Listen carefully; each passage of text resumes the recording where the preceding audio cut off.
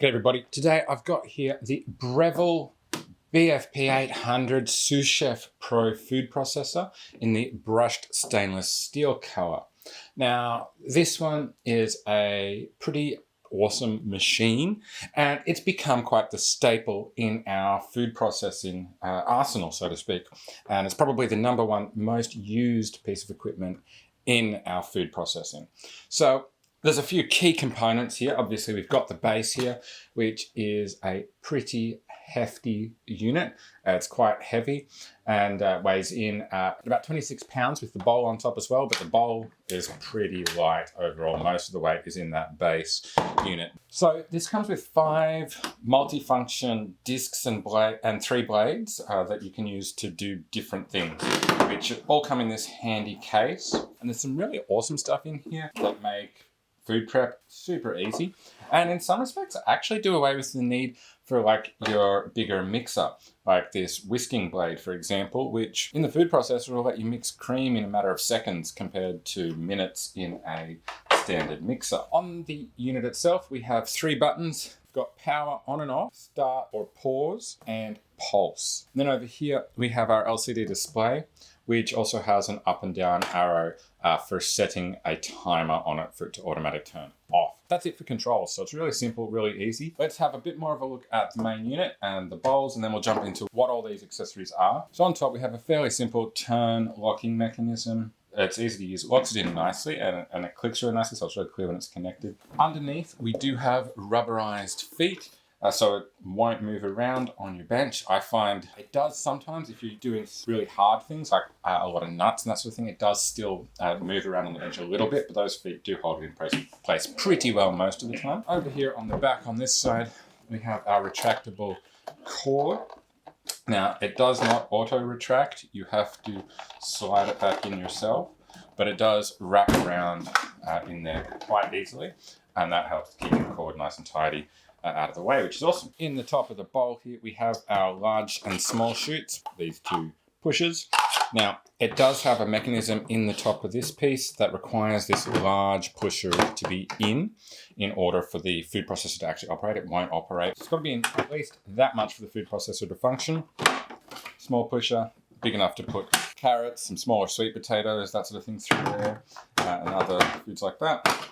The lid just twists off. It has a fairly firm locking mechanism, so it's not going to come off easily.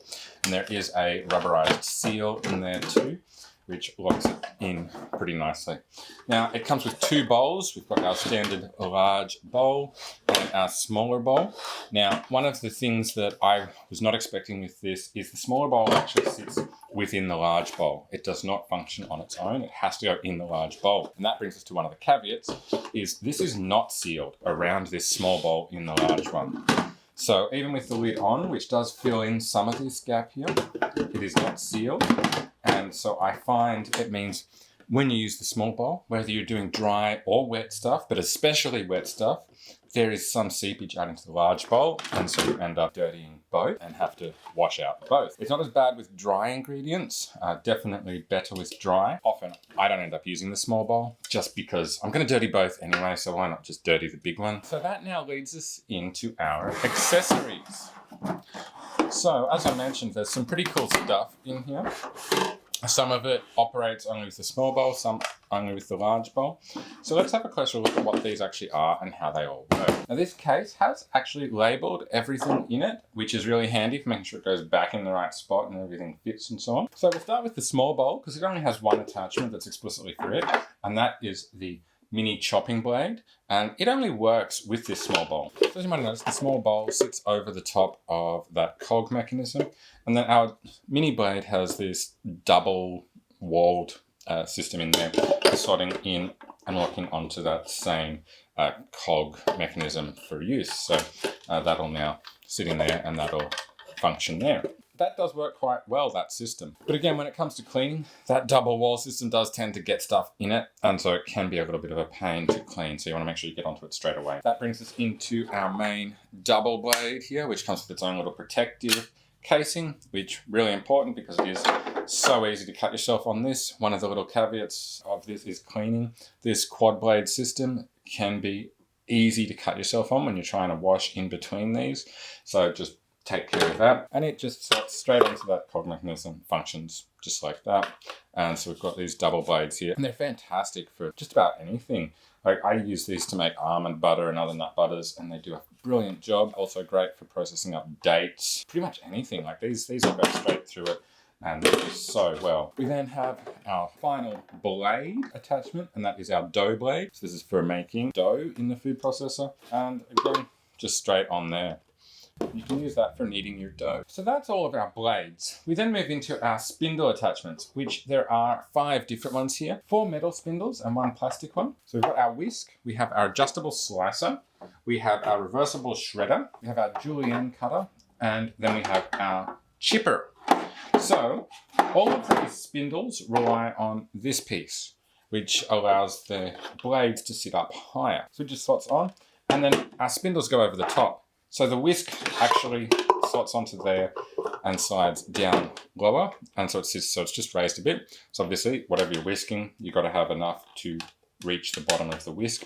All of the other spindles sit up higher. So this one is our adjustable slicer, which I use an awful lot for cutting up vegetables and that sort of thing. Now, basically this piece here just turns and that lets you set the height of it. So storage position is 0, so it's pretty well flat there.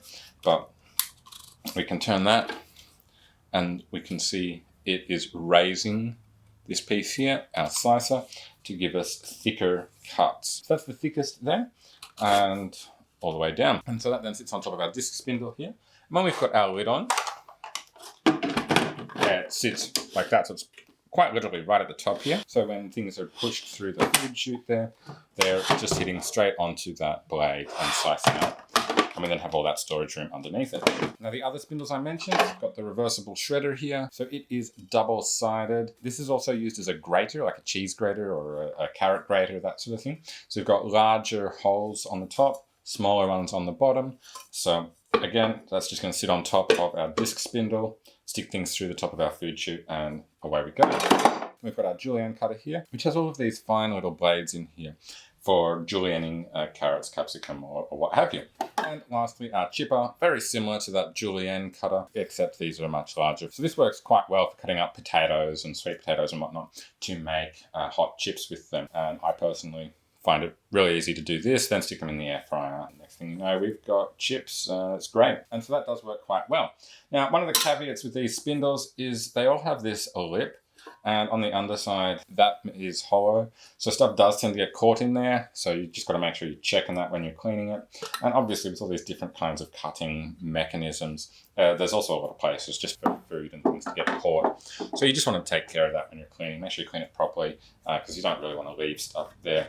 But that is where our 2 other accessories come in. One is a spatula, which unfortunately I no longer have. I'm not sure where it's gone. It went walkabout. And our cleaning brush. Now this brush has a brush on one end and this thin spatula bit on the other end. And this thin spatula bit is just the right size to scrape around all of these lips. So I've seen some people complain in other reviews about how difficult they are to clean, but I personally find when you actually use the cleaning brush, it's not that hard because again, that little spatula type end, it fits perfectly in that lip.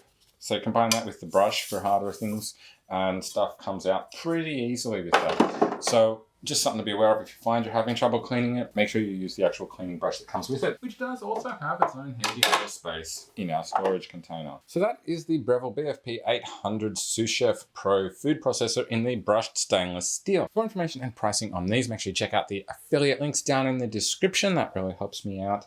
And of course, if you like this video, make sure you give it the thumbs up and also subscribe to my channel for more videos like this from me. Have an awesome day and I will catch you next time. Bye for now.